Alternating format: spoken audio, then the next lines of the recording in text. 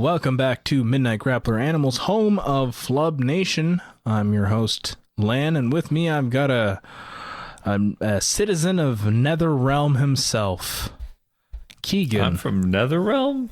Yeah, okay. It's not as cool to be from Earthrealm. Do you want to be from Outworld? That's still on the, it's still in the cards if you want to. I couldn't tell you. I would need. What do you mean? We watched a whole movie about this, man. Didn't you like when they explained the entire difference between Netherrealm, Earthrealm, and the Outworld in like a 3-second text crawl? Yeah, Normally, I would maybe you be need happy them to about actually it. like crawl. You need Star Wars text. Netherrealm, Earthrealm is about to. Earthrealm has fallen in the 9th Mortal Kombat tournament. I like that. That was good. That was a good voice. Yeah, I was thinking. I'm like, what's appropriate for Mortal Kombat? Yeah, I think it's a good mix of all the voices. A lot of the Australian voices that paint this movie. Don't even bring them up, man. Folks, it's May, and we're doing video games. And we were thinking about what to call this month, because it's a lot of things going on with the movies we're going to be covering for this month. So we landed on the title, Video Maym. We're talking about video game movies that are either forgotten, have had quite a bit impact on the conversation around video game movies, and more importantly, that maim the source material. See what I'm getting at? If the folks don't, if the folks don't get it, go listen to our B-side, because there was like a whole 3-minute segment there. /Midnight Grappler Animals. We figured we would start this month off with a look at a movie whose sequel is coming out, hopefully by the time this comes out, tomorrow. If not, it already came out this month. Really comes down to how quick I can edit this. Mortal Kombat.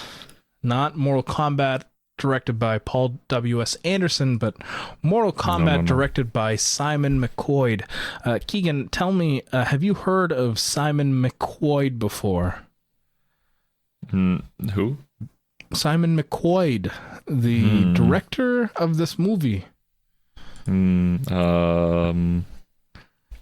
Take like your time. like Quaid? Like No, McQuoid. McQuoid.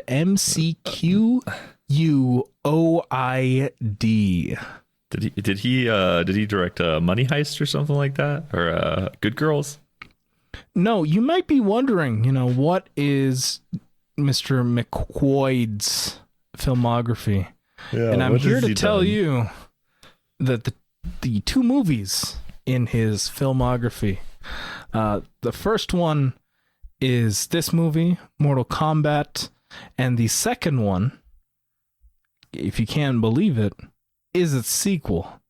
Oh, 2 I movies. looked into it because I hadn't heard this name before, much like you presumably haven't, and I want to see, what other stuff has he worked on?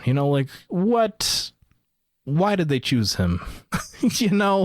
A lot of these video game movies, it's an interesting question of like, why did they go with the directors they went with? And I think especially this year when we have the Resident Evil movie directed by Zach Kreger, it's funny to go back to a movie like this, which only came out 5 years ago, and see that it was directed by someone whose only prior experience had been a couple of short films and a lot of commercial at directing.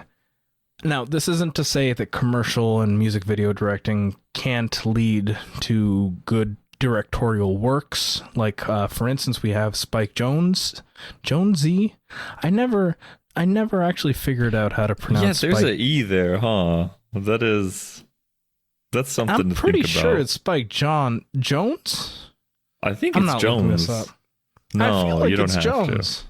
to. I think it's Jones. But it's a good question. What I'm getting at is with people like him and Michel Gondry, you know, it's not that they can't make good movies, but we're not talking about a good movie here.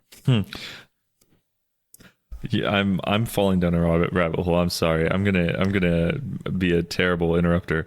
You know, because you ask the question of like, what is this director doing here? And then you go, let's look at the producers, right? So yes. there's a lot of producers. There's 4.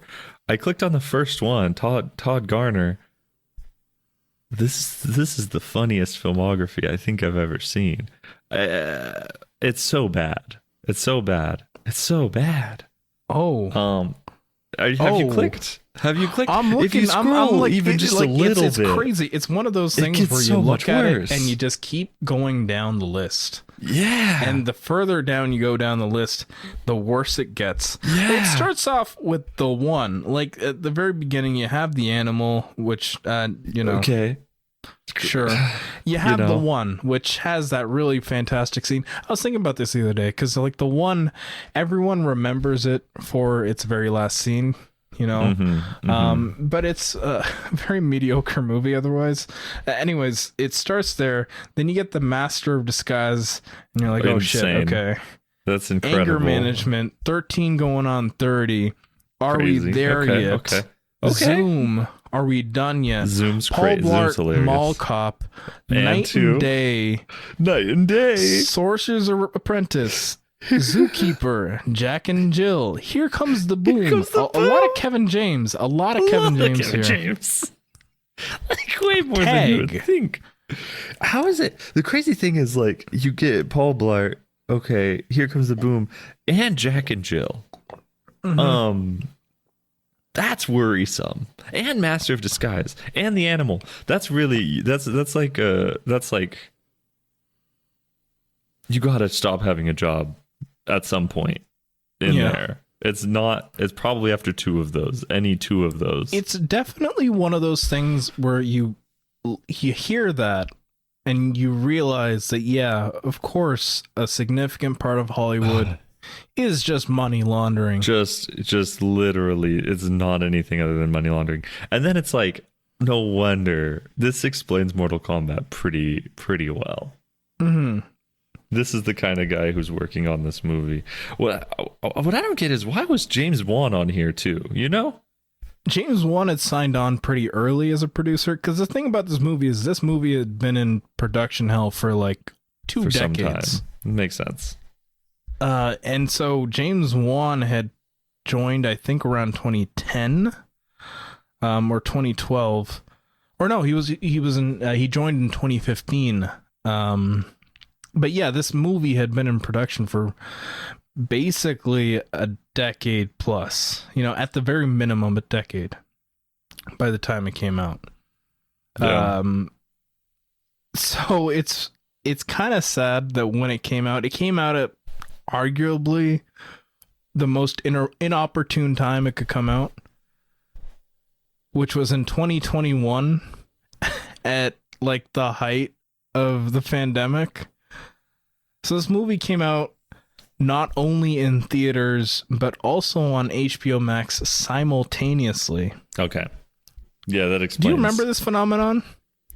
Because this wasn't the only movie that did it. Yeah, because like Disney did it with Mulan, I think, right? Yeah. A bunch of movies did it, but HBO Max did it for like 8 months, right? Because the Suicide Squad released movies that way too, I think.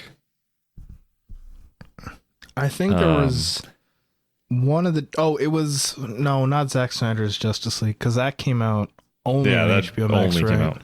Right. The only one I can remember for... Those are the 2 that I summoned for sure, are Mulan and the Suicide Squad. Because by the time No Way Home came out, they were done doing it. And same thing with the Batman. Right? No Way Home was like the big, theaters are back. Theaters are back. Right? Like, and that's the Batman, when people... Right? Those both came out around the same time, though. Which one? The Batman and the Batman was a few months after. Like a few months apart. Okay. But yeah, like that was the moment where people We're like, oh, people will go back to the theaters. Well, yeah, this made $1 billion. It's not just that, but I think it's also the part where people, the part of history where people just stopped giving a shit about COVID. Yeah, that was the moment. Yeah, for sure. But so, even despite it having a simultaneous release on both HBO Max and in theaters, it still managed to be the 37th highest grossing video game movie of all time. That's the funniest number you could have possibly. You didn't. Can you believe no prelude? That? You just dropped. That's so funny. That's hilarious. How much money did it make? $84 million on a $55 million production budget. It still technically made money. It made money. Incredible. No, it's one of HBO Max's biggest successes. Huh.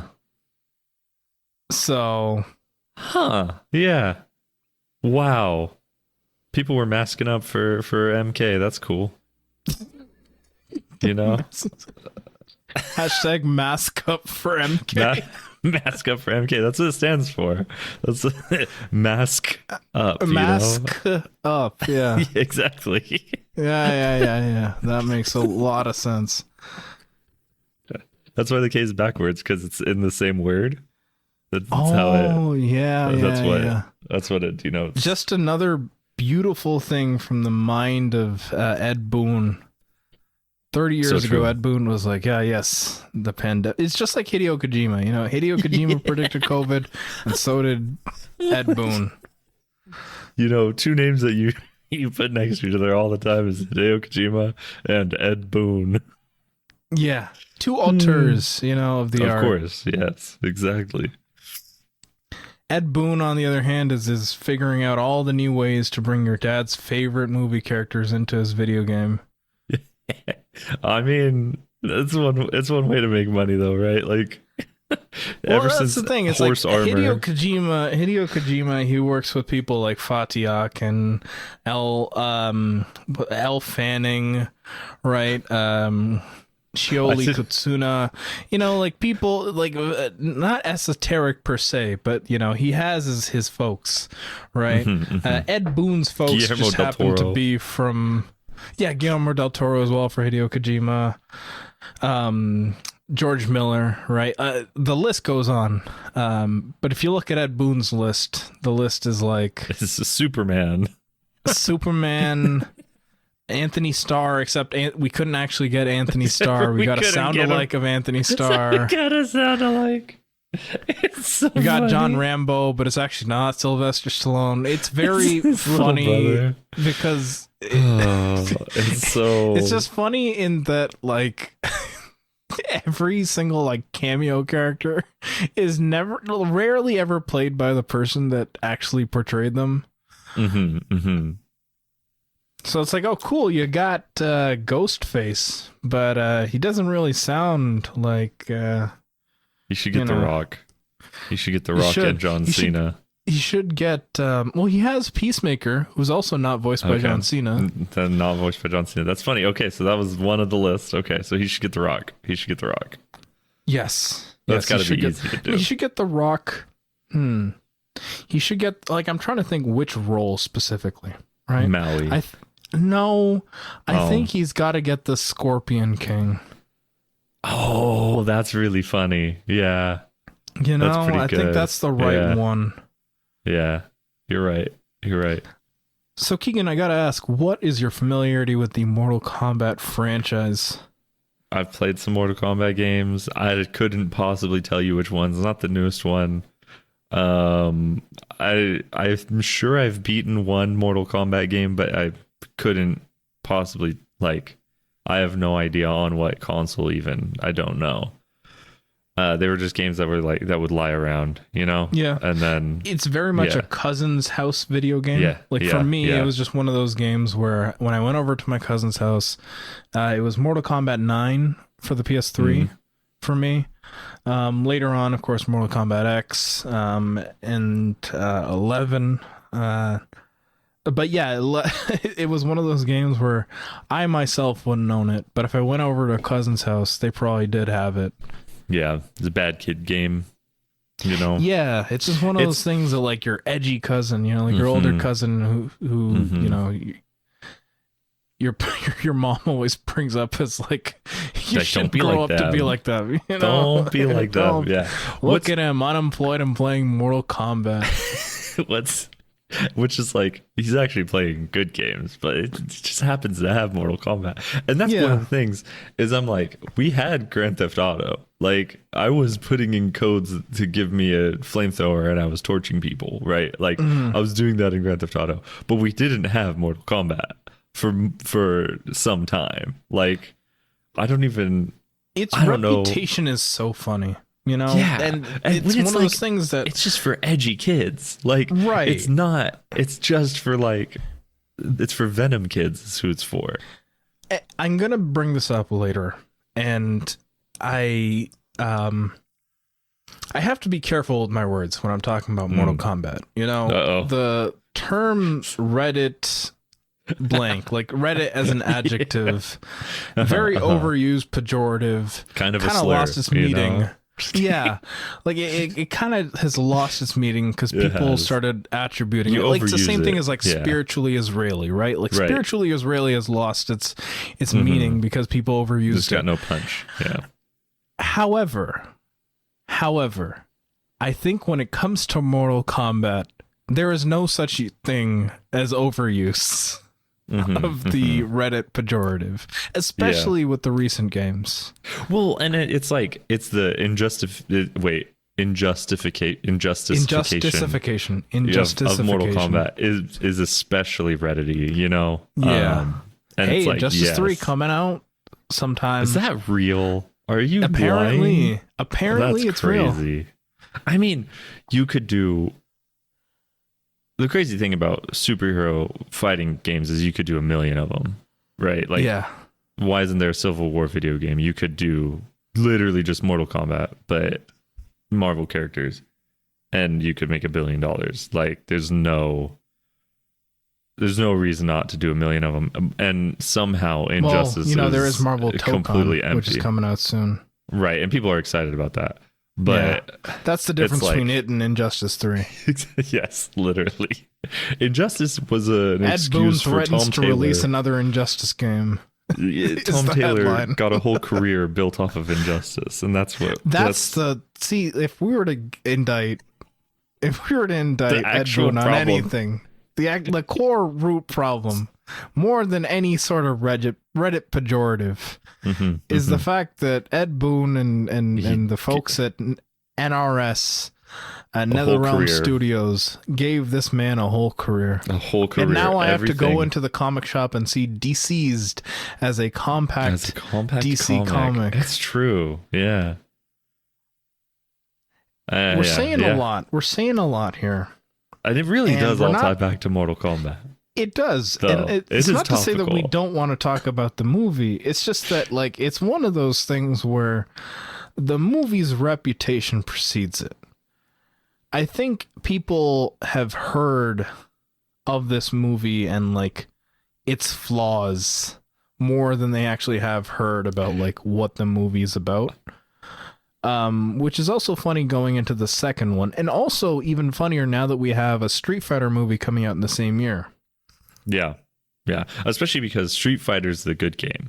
Like, of course. So it's like it's doubly funny because not only in the movie, like, I'm not cashing my I'm not putting I'm not a betting man, is what I'm saying. You're not call-she betting. I'm not call-she betting about how good the Street Fighter movie is going to be. However, from trailers that I've seen and clips that I've seen, and even despite the Andrew Schultz of it all, unfortunately, I do think that the Street Fighter movie may be, perhaps, and I'm not saying it's going to be like a crazy good movie.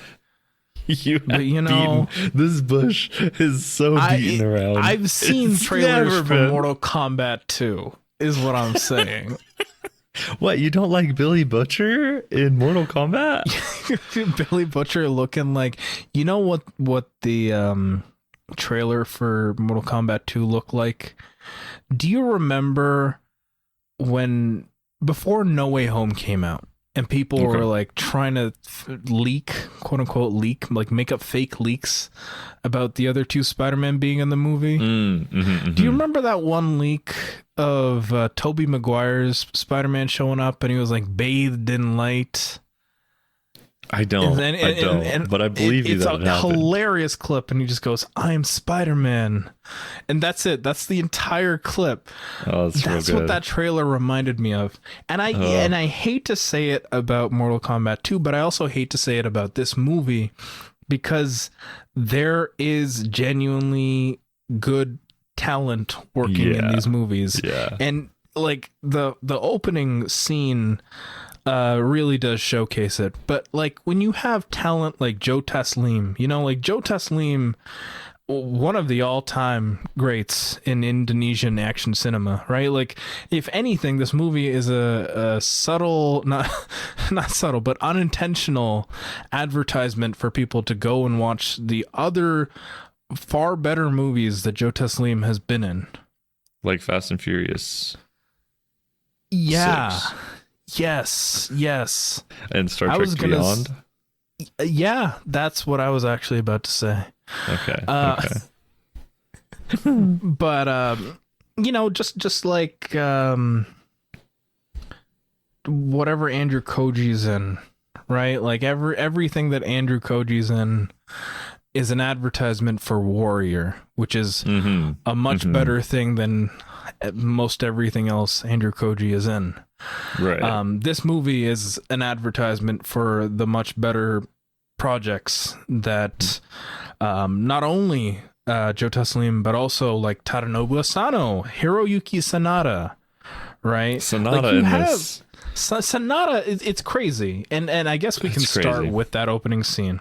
Because I think good. This is the craziest rug pull I've seen from a movie of its kind. You know? Yeah. It's those first 12 minutes really trick you. Trick you.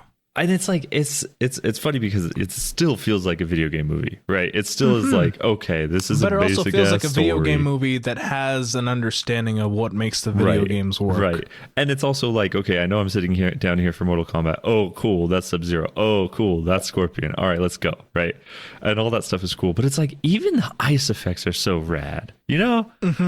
And it sets so much of that stuff being so cool. It's so sick. And like, actually the action, the cinematography of the action is good, right? Like everything about it is actually like competent filmmaking for those 12 minutes. The first 12 minutes of this movie feel like a completely different movie in general. It feels like there was a different production staff working on it than the entirety of the remaining 2 hours. Which, like, I mean, it does round a corner in the last minutes as well, though. You know, like, but who comes back in the last minutes? You know, exactly. Like it's literally that bookend, though, and it's like, wow, you came up with 2 good scenes that take up about 10% of the film, and then the rest is garbage. It's insane. Crazy. Like, I remember watching it and it felt like I was in a fugue state. Like in between those first 12 minutes and I was like, what is it, like last 12 minutes, 15 minutes? Probably. Yeah, literally it's like an even amount on both ends. The remaining hour and a half in between those two, it's complete crazy. Fugue state. Which, what I don't, the maybe the craziest thing to me is like the structure of the movie is almost like similar to the game for a lot of it, right? Where it's like a lot of one-on-one fights that happen and you watch a fight and it's like, this is structurally actually kind of cool, right? Yeah, like setup wise, it makes so much sense. Yeah. Right? Like, but it like just is so feels boring. Like exactly. It feels like the adventure mode to a video game. Yeah. And you know, I think this really does speak to its nature as a video game movie. Is what are you doing to separate it from the video game, but what are you doing to showcase that this is like, a how video is game this movie? Mortal Kombat? How is this a fighting game movie, and right. Like, it what feels is the like fight it, element? it feels like it knows what it's doing for a while there, where it's like, okay, now we're gonna have the Kano, I can't remember, Reptile. there, yeah, that fight, and then after that they also do, am I on one Jackson Sub-Zero get a fight. that happens. Sonya and Kano issue. happens in the desert. You get to a point where it quickly turns into that happens. Yeah, right. Every fight from like, again, maybe after the first 12 minutes, for me especially, like I got to the Jackson Sub-Zero fight, and it's a rewatch for me, just for the record. And it just for the record, I've seen this more than once, unfortunately. So everyone knows. Lan got tricked into doing this 2 times. I did. Yes, I did. Just completely over the head, it's and again, this is where I feel like the first 12 minutes feel like a completely different movie, is that the choreography, the editing especially, feels like it just falls off a fucking cliff. Like, it just does not feel the same as what was in that fight between pre-Scorpion and pre-Sub-Zero Sub-Zero. Yeah. I mean, there's some cool, like, I think in a movie you kind of want any fight in a movie between two people is like, make the space interesting, right? Like, fighting in a desert is boring. Fighting in a desert is boring. Find a way to make it not boring. Use Go the sand ahead somehow, Sure, exactly. But like, there's whatever, and there's a lot of fights in this movie where they don't, and then there are some fights where they do, right? But like, even I don't know. I'm not sure I could fully put words into why this is so bad, but I think it's mostly the stuff between the fights, because I actually don't. There's quite a few fights that are boring, and there's quite a few fights that I'm like, okay, that was pretty cool.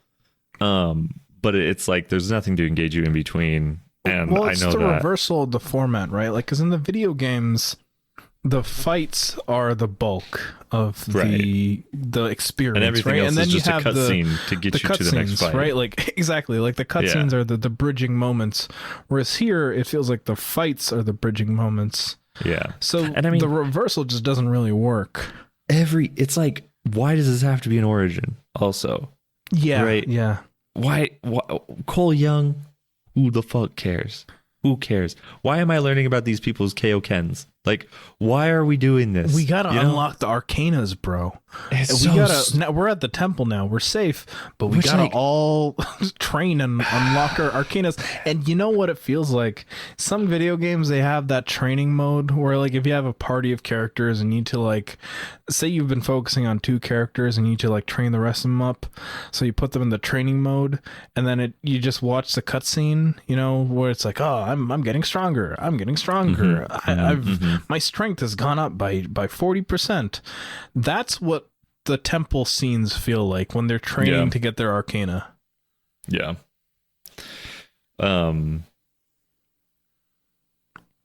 Yeah, I mean, it's just boring, really. Like, okay, like, and so much of it is gloop glop, looks like shit too. Cole Young is the perfect place to start, because his Mortal Kombat suit? Black Panther suit is horrible. It's horrible. It's not even a terrible idea, right? Like, actually, one of the notes I took is his fight with Goro, who looks horrible. Goro looks terrible. Yes. But okay, 4 hands in a fist fight. That's very OP. It is, yes. We understand this about Goro. This is very easy to win for him. A suit that gets stronger when you get punched, also super OP. It's a horrible fight. Also, tonfas too. There's a lot of interesting combat you can get out of tonfas. Yeah. And it's just like, never works. It's a lot of just jumping and yelling, That's kind of what it ends up being. A lot of the choreography And I think that's a lot of the fights. Like once the fights are just a bunch of CGI monsters fighting each other, it sucks. Yeah. Yeah. And that's a big part of it, is that like everyone's paired with a CGI monster at the actual like what everyone's fighting, versus the good fights are two guys who maybe two throw guys CGI literally stuff around. throwing everything they've got at each other. You know, like Joe Taslim, again, he is a fantastic fighter and he feels so wasted.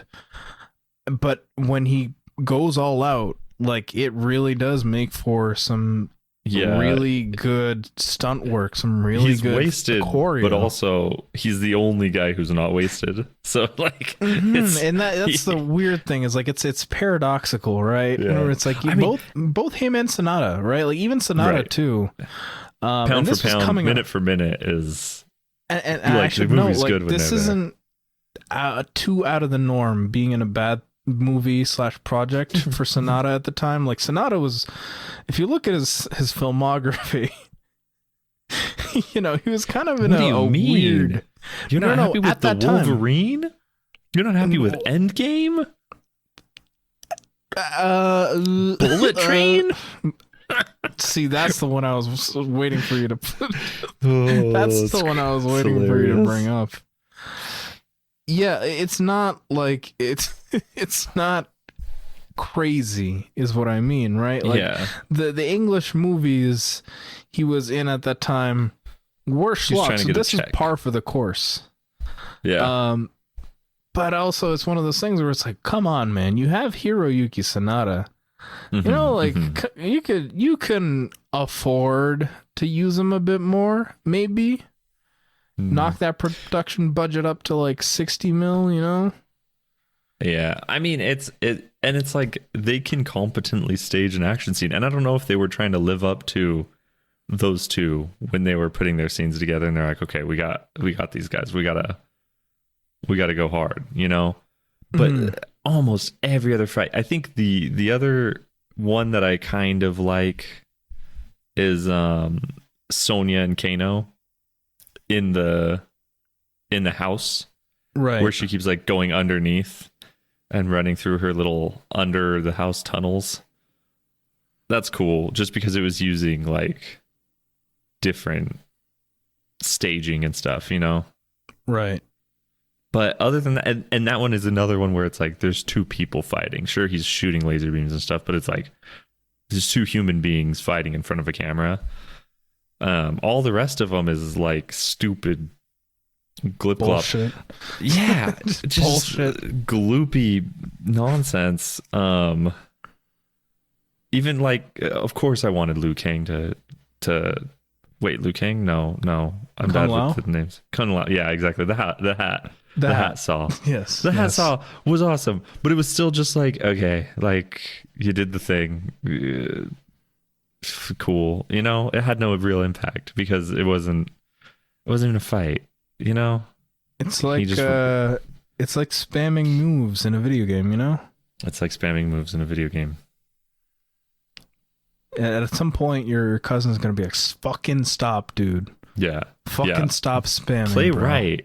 I'm gonna take the controller away. I'm gonna take it away. I'm gonna force you to play Noob Saibot if you don't stop.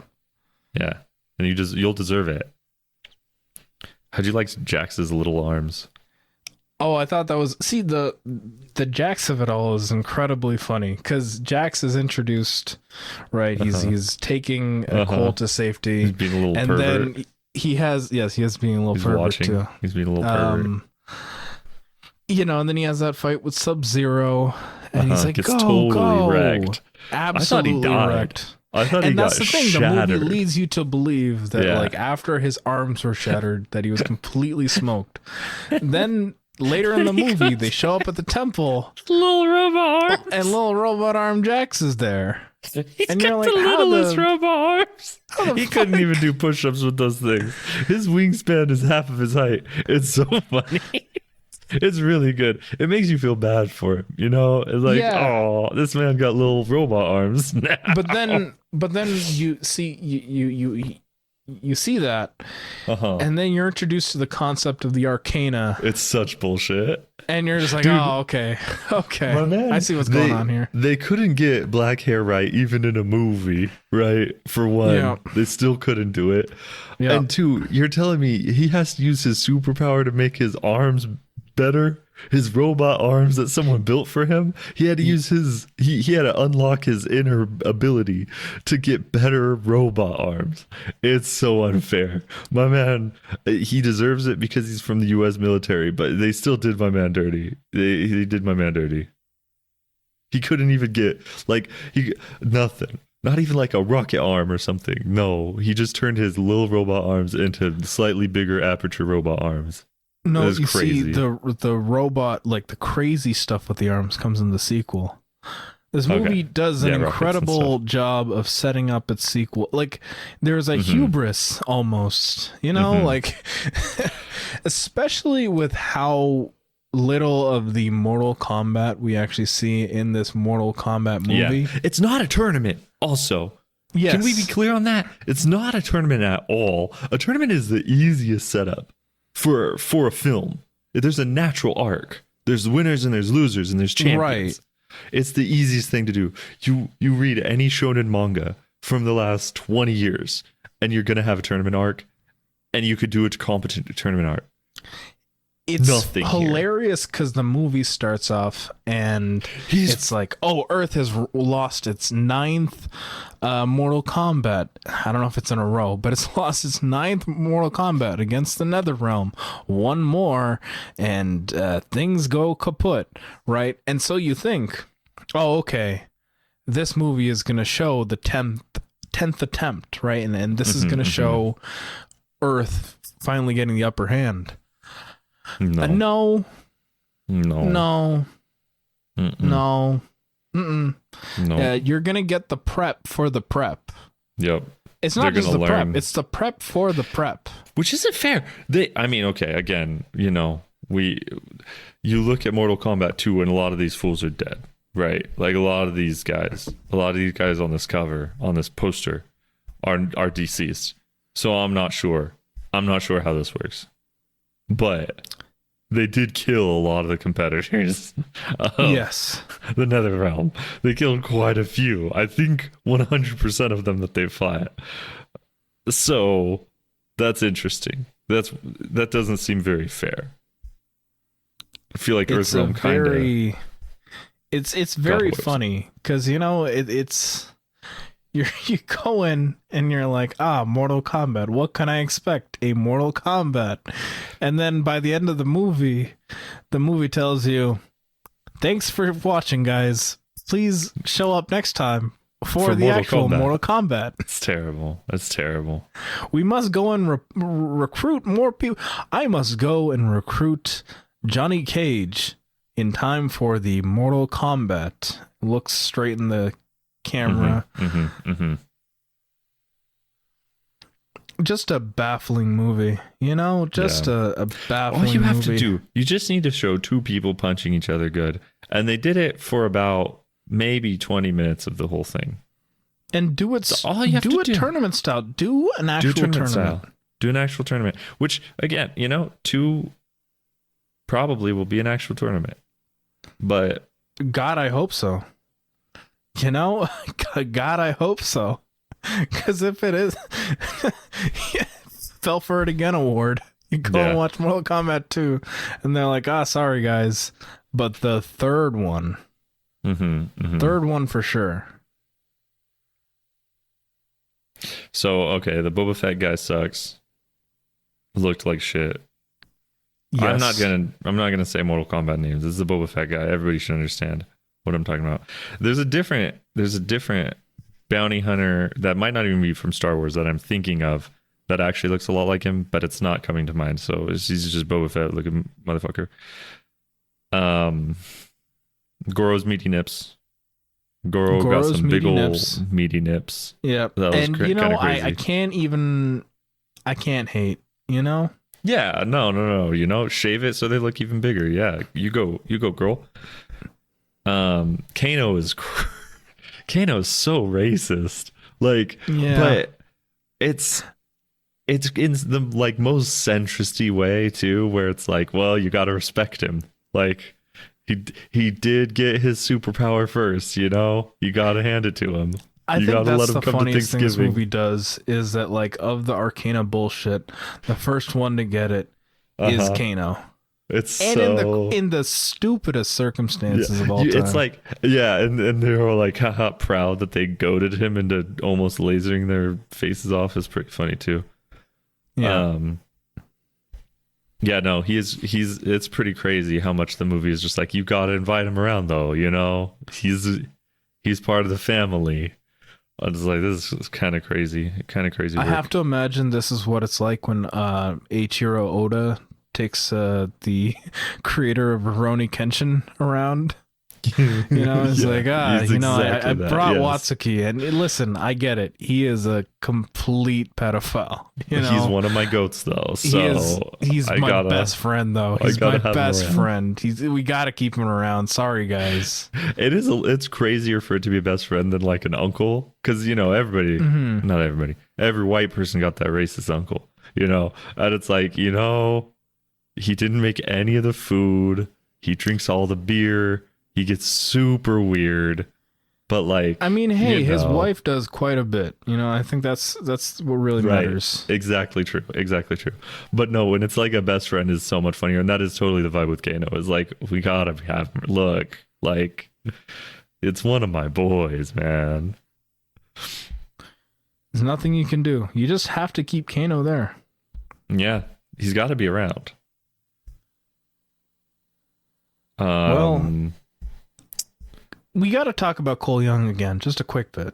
Yeah. Because he is the biggest complaint people have with this movie. He's really boring. He's the most Dragon Ball Evolution ass part of this movie, you know? Yes. Like, yeah, that's actually a good comparison point, you know, like of... Yeah.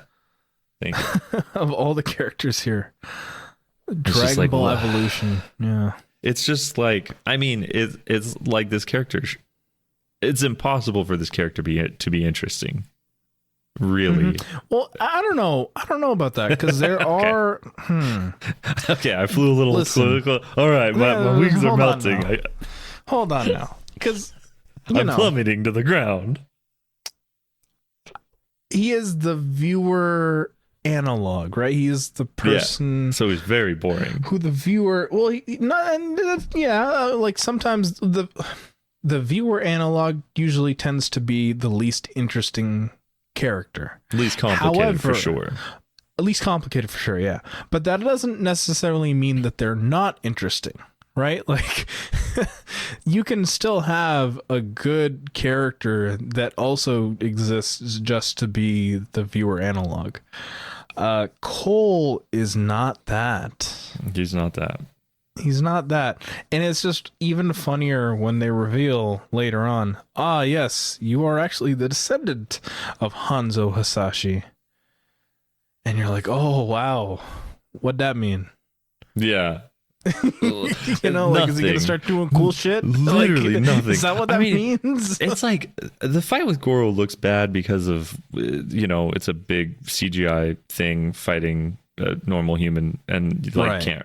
It's hard to make that look good. And it, like, the falls are fun, and he like caves in the roof of the truck, and it's like, okay, sure, you know, yeah, stuff. It's cool things happen enough, but it's just like that fight just ends up being bad looking.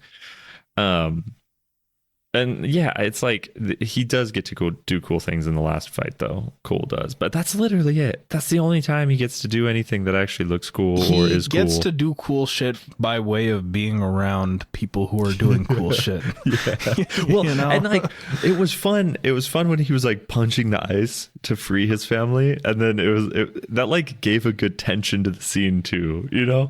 And it was like, oh, he's got to run over and help. He has to run over and push circle. Like, all right, he's gonna run over there and push circle now he's got to run back and push triangle now that Scorpion's okay again. And it's like, that's fun. It added an extra layer to the fight that wasn't just two guys fighting, but no other fight was worth anything. And like, he has no character. He's just boring. Yeah, it's a boring guy. And that's why maybe he's like the reason why he's been exactly. Like, I think that's why he's just fallen down the power rankings of the cast billing in the sequel. He's supposed to save the Mortal Kombat or whatever. He's supposed to save the Earth realm. No, he's supposed to find the guy who does that. Oh, okay. You know, because the movie ends and they're like, yes, you need to find Johnny Cage. So clearly he's not the guy. He's the guy who finds the guy. He's the guy who finds the guy. Just like Spy Kids 3, you know? He's not Elijah Wood. You're or maybe he is Elijah Wood. It's just like Spy Kids 3. Yeah. It's just like Spy Kids 3. Shouts to Junie. Yeah, no, he's boring. And I think it's a lot of the reason why the movie doesn't quite work. But like, you know what? Most everyone in this movie is boring. Yeah. So I don't know. It's like the whole middle part of the movie that's being held up by Cole, Sonya, and Kano is just blah. Yeah. Bring more interesting characters in, like Smoke. The thing is, you can't really say that about this movie because some of the most interesting characters are there. They are there. Liu Kang, Kung Lao, Raiden, fucking Jax. You know, they're all there. Even Melina. Even Melina is in this movie. Yeah, Melina is in a lot of this movie. And that mouth opens. The mouth does open. The mouth does open. Yeah, just I don't know. It's funny because if the second Mortal Kombat movie is actually good, right? Mm-hmm. And what's good? Define good though. Is right. Like I was just about to say, like, good in this case means entertaining. We're watching it on a plane. It's a plane watch. Plane watch. Yeah. Like it's definitely the kind of thing where I wouldn't go out to see it day one. Mm-hmm. I would, however, watch it on HBO Max if it was simultaneously released alongside the theatrical release. Check out Redbox, you know? Yeah. If it existed anymore. But if that movie does end up being good, quote unquote, this movie does end up being the Sonic the Hedgehog of the series. Okay. You know, because the first movie is just a James Marsden animal buddy vehicle with Sonic aesthetics. The second movie is when they're like, oh yes, we can actually make a Sonic movie now. And I think they didn't have to trick people with the teeth again, you know? Right, exactly. And maybe that's the case here, you know, and I'm willing to give the sequel the benefit of the doubt here. That being said, though, this is not a good movie. And especially for one that came out in 2021, you know, because when people say, oh, the video game curse has finally been broken, they had already been saying that by the time this movie came out. Not about this movie, about other movies that came out before it. But, well, I think specifically about Detective Pikachu. I think that was the only one, really. But, yeah, like it's weird. It's very weird, you know. But that is Mortal Kombat, I think. I think that's where we can really wrap things up here. Anything else to say about this film? I hope Prince of Persia is better. Oh yeah. Yeah, don't worry. We'll find a good movie in this bunch. We'll find a good movie this month, folks. We will. Trust us. God willing, we will. Well, before we wrap up, I gotta do a little song and dance here, folks. If you like this episode, go to our Patreon, patreon.com/MidnightGrapplerAnimals, home of Flub Nation. You might be able to find an episode of Pornography that seems to point to this not being the first episode of this series. Don't believe it. Don't believe it. Don't believe anything we say. But if you're really curious, if you're morbidly curious, you can go listen to Pornography, which is our premiere series about Daredevil Born Again. They're saying it's even better than the official podcast, I'm hearing. lots more information being given out, but unfortunately a lot less Michael Gandolfini. But we've got a lot of other stuff there. If you've got questions for us, our email is midnightgrappleranimals@gmail.com. If you want to tell your friends and family and enemies and whoever, please do tell everyone you see about Midnight Grappler Animals, especially if they're real bored and waiting for something to watch, something to listen to. You can actually watch this on YouTube. If you want to catch up with us on our social media pages or on Discord, the links to those are in the description down below. And it's time for Tastemaker's Grab Bag. What do you have, Keegan? I don't know. I'm not going to run out of this being a recommendation for the near future anyway. So the playoffs, NBA playoffs. I really hope Denver could come back. Started yet? I really hope. I guess Denver could come back from a 3-1 deficit. That's what I'm hoping for. This game 5 is very important. Hopefully, they could pull that off. So that's when we're recording this. There's nobody knows any date. I'm sure. Yes, nobody knows. Hey, listen. If we never say the title of this series ever again in any of these episodes, don't worry about it. Don't worry about it. Don't worry about it. Don't worry about it. It's Video Maym. It's Video Maym. It's Video Maym. It's Video Maym. The other thing, actually, you know what? I just finished BPRD Hell on Earth, which is a 5-volume part of the BPRD omnibus. A bunch of those are out of print. I don't know what they're going to do about that. But it's the 9th volume of the BPRD Omni series, or it's the 5th of Hell on Earth. So almost done. I'm almost done with BPRD in total, and it's the best, man. Like it's close to 150 issues in total, all said and done. And I think it's my favorite long run on comics. It's so good. The Hell on Earth ends in just the most bleak place, just kind of setting up that next part of Hellboy. But just finished that, and it's real good. Like if you haven't done the Hellboy and BPRD stuff, do it. Do it.